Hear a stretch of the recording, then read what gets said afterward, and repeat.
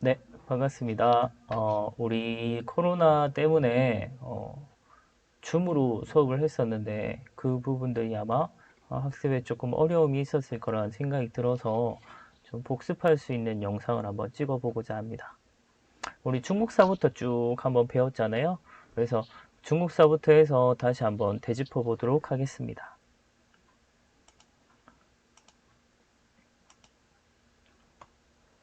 중국사의 흐름부터 한번 보겠습니다. 2학년 때 배웠던 부분이 하은주, 하상주라고 하죠. 이 시기였습니다. 청동기 나타난 시기고요. 사실 하나라는 전설상의 왕조, 그래서 실제 했는지 안 했는지 알 수 없고요. 상나라 같은 경우 봤고, 다음 주, 이렇게 이어지게 되는데, 이 주가 이제, 우리가 이제 배웠던 부분은 이 주가 수도를 옮기게 되면서, 이 민족에 의해서 수도를 옮기게 되는 동주시대. 그때부터 이제 나타난 춘추전국, 그리고 이 분열기를 통일했던 진, 이렇게 이어지게 되죠. 이 시기는 우리 나중에 자세히 한번 볼 거고요.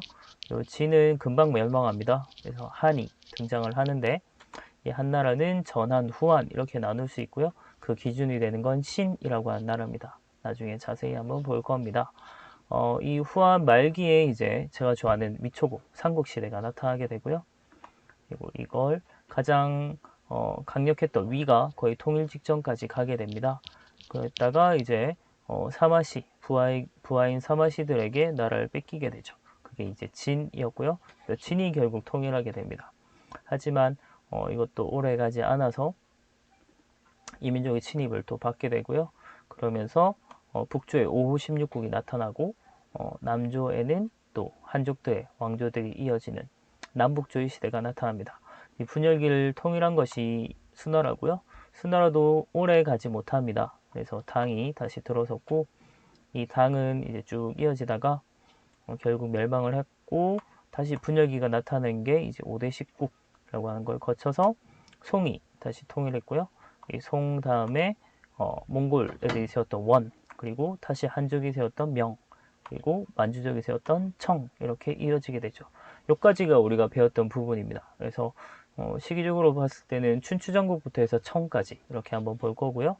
그 다음에 이어지는 건 중화민국, 그리고 중화인민공화국, 지금의 중국까지 이어지게 됩니다. 그 중에서도 우리는 지금 이 춘추전국 시대를 한번 보도록 하겠습니다. 춘추전국 시대는 일단 이제 연도로 보면 기원전 770년부터 기원전 221년입니다. 와, 너무 까마득해서 와닿지가 않죠. 어쨌든 아주 먼 옛날이고요. 이 시기는 일단 철기 시대다 정도 생각해 두면 되겠습니다. 그래서 앞서 얘기했듯이 주의 동천, 그러니까 동주 시대부터 이제 진의 통일 요 사이까지 아주 분열기라고 생각을 하면 되는데 춘추와 전국으로 이제 구분을 하는 이유는 기준이 되는 건 제가 뭐라 그랬나요? 이제 주왕실의 권위를 인정하느냐 하지 않느냐 차이라고 했잖아요. 조금 더 앞선 시대인 춘추 시대에는 주왕실의 세력이 아직 많이 약화되긴 했지만 여전히 권위는 좀 인정해주던 그런 시대예요. 그래서 아직은 이제 시작 단계라서 지방 제후들이 조그맣게 이제 소국처럼 존재하는 그런 시대입니다. 거의 200여 가까이 됐다고 하니까 아주 소국들이 이제 분립하는 그런 경우였다라고 보면 돼요. 자, 그런 상황에서 이제 조금 더 시대가 흘러서 전국 시대에 들어오게 되면 그 조그만했던 애들 중에서도 강한 힘을 가졌던 애들이 주변에 이제 조그만 애들을 서국들을 병합해 가면서 아주 큰 나라들로 성장을 하게 돼요. 그 중에 이제 7개가 남게 돼서 전국 7웅, 7명의 영웅이라고 이렇게 부르게 되고요. 그래서 이 시대가 되게 되면 자기들이 완전히 주왕실의 권위를 그냥 무시하고 스스로 왕이 되는 그런 모습이 나타납니다. 그래서 정치부터 한번 보겠습니다. 주왕실의 세력은 완전히 약해진 그런 상태고요. 권위도 많이 떨어진 상태입니다.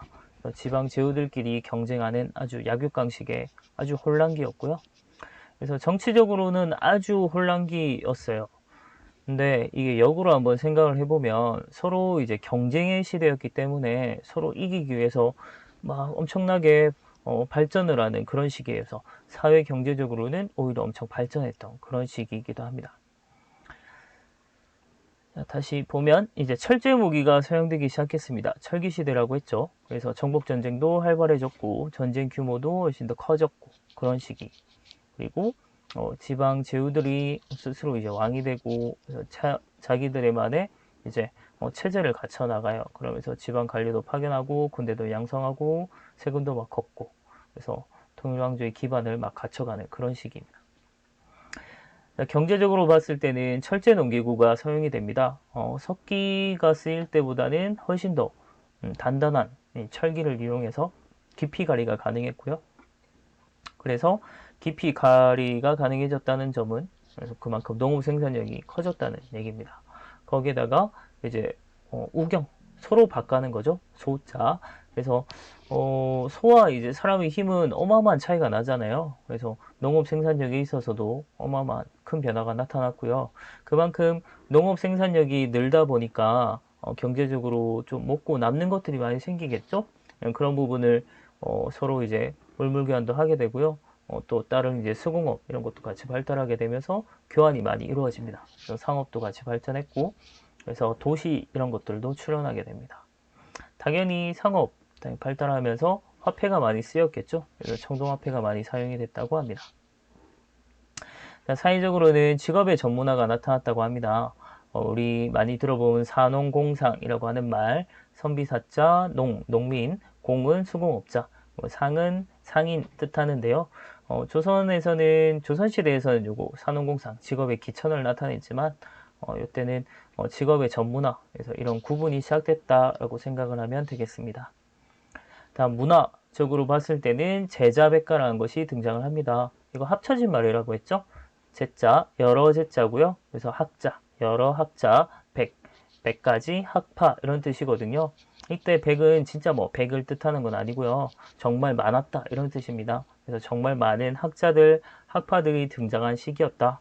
왜 그렇게 등장하게 됐는지 한번 볼까요? 출현 배경은 이제 부국강병을 위한 이재 등용. 그러니까 아까 얘기했듯이 아주 경쟁의 시기입니다. 그래서 서로 이제 부국 강병을 하기 위해서 어떻게 하면 좋을까 되게 생각을 많이 한 것 같아요. 그러면서 난 이렇게 하면 좋겠어. 누군가는 이렇게 하면 좋겠어. 라고 자기들만의 사상이 정립되어 간 것이죠. 그래서 제자백가 사상이 등장할 수 있었고요. 또한 이제 부국강병을 하기 위해서 당시에는 정말 그냥 능력만 있으면 누구든 뽑아 썼다고 해요. 그래서 능력주의, 뭐 출세주의 이런 게 강해지면서 자기들만의 사상을 훨씬 더 많이 등장을 시켰던 것 같습니다. 이런 사람들을 제자백가라고 우리는 묶어서 부르게 되고요. 그 중에서 이제 여러 학파들을 한번 같이 보겠습니다. 먼저 유가 같은 경우는 공맹순, 이제 공자, 맹자, 순자 이렇게 이제 대표적인 사상가고요. 이들을 생각했을 때는 이 혼란을 이제 해결하기 위해서는 사람들이 도덕이 필요하다, 도덕적인 사람이 필요하다라고 생각했던 것 같아요. 그래서 인예에 의한 도덕 정신을 강조했고요. 하지만 너무나도 혼란기였기 때문에 이 사람들에겐 당시에는 큰 호응을 얻지 못했습니다. 하지만 후에 이제 유교로 발전하게 되면서 백성을 다스리는 이제 지도 이념이 되기도 하죠. 자, 그리고 이제 도가 같은 경우는 사상가가 이제 노자, 장자 이런 사람들이고요. 그래서 노장 사상이라고도 얘기를 하죠.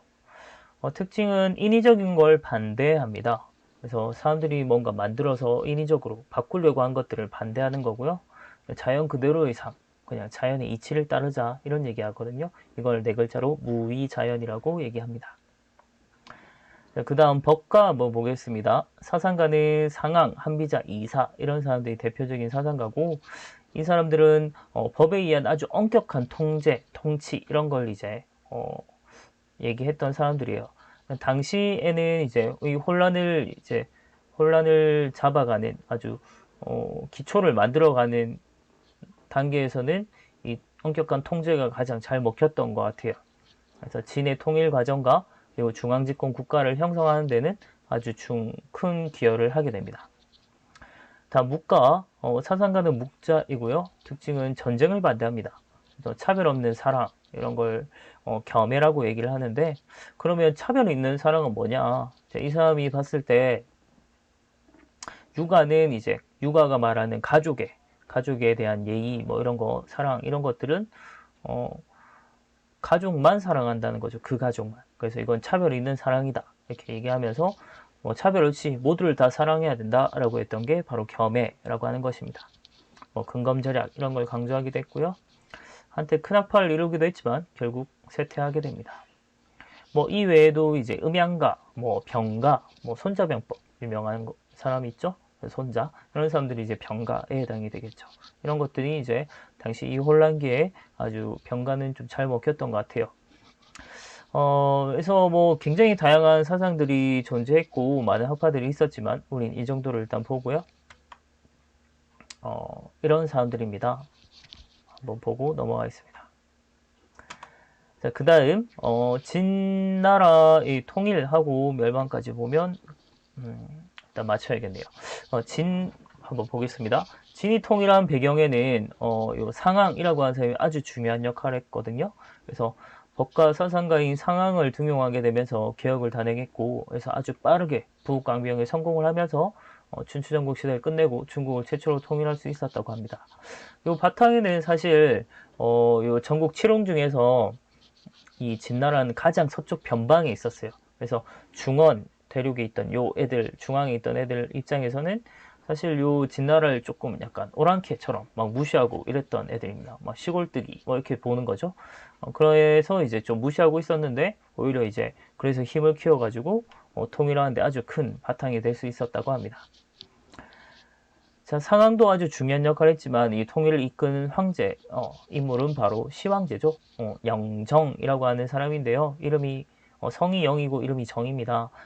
근데 이 사람 시호 이제 우리 명칭 붙일 때 시황제라고 하잖아요. 그게 이 사람이 이제 왕보다 자기가 더 높은 존재라고 생각을 했습니다. 그래서 이 통일에 대한 아주 프라이드가 강했던 것 같아요. 그래서 아주 강력한 이제 왕권 이런 걸 주장하면서 황제라고 하는 명칭을 처음 만들어낸 거죠. 그래서 처음 시자 붙여서 시황제라고 얘기를 합니다.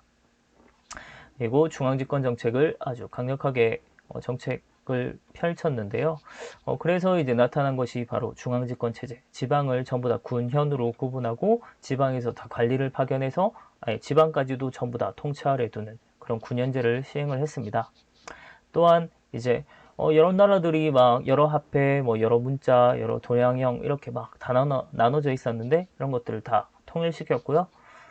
그리고 법가 중심의 이제 사상을 통일시키려고 했습니다. 그러다 보니까 다른 사상가들이 막 반대를 했겠죠. 그래서 특히나 이제 반대했던 사람들이 이제 유가였는데 그 사람들의 이제 경전이라고 하죠. 그 책들을 다 불태워버립니다. 이걸 분서라고 하고요. 그리고 막 격렬히 반대했던 이 유가 이제 사상가들을 다 갱은 이제 땅을 판다는 뜻이거든요. 파묻어 버립니다. 생매장 시켜버리죠. 아주 끔찍한 이 사건을 분서갱유라고 얘기를 합니다. 다음에 엄청난 토목공사도 많이 했습니다. 진시황이 정말 이제 카리스마, 엄청난 능력을 바탕으로 잘 나갔던 인물이지만 그럼에도 이 흉노는 함부로 어찌할 수 없었던 것 같아요. 그래서 이들을 막기 위해서 아주 긴 장성을 쌓죠. 그게 이제 만리장성이고요. 그리고 자신의 황릉 만들었고 아방궁이라고 하는 아주 거대한 왕궁까지 만들었습니다. 지금으로 볼 땐 아주 중요한 유적이지만 그 당시에 농민들 입장에서는 아주 괴로운 고통이었겠죠. 다음 진의 멸망은 앞서 얘기했듯이 아주 지나친 토목공사와 이제 강압적인 통치, 법가가 너무 엄격해요. 그리고 무거운 세금, 토목공사도 하고 그리고 전쟁도 하고 또 지방에 관리 파견하면서 그들에 대한 보수도 지급을 해야 되기 때문에 세금이 엄청나게 무거웠다고 합니다. 그래서 농민들이 결국 못 살겠다 일어났고요. 그 최초의 농민 반란이 바로 진승오강의 난입니다. 이거 이후에 각지에서 일어난 농민 반란으로 결국 멸망당하고 말죠. 하지만 이제 중국 역사상 최초의 통일제국이다라는 게 아주 큰 의미가 있을 거고요. 그리고 중국의 이름이 차이나로 불리게 되는데 중요한 계기가 된 게 바로 이 진나라입니다. 여기에 A 붙이면 차이나 되는 거죠. 지금의 중국, 차이나는 여기서 진나라에서 나왔다. 이렇게 생각을 하면 되겠습니다. 그래서 역사는 짧지만 아주 큰 의미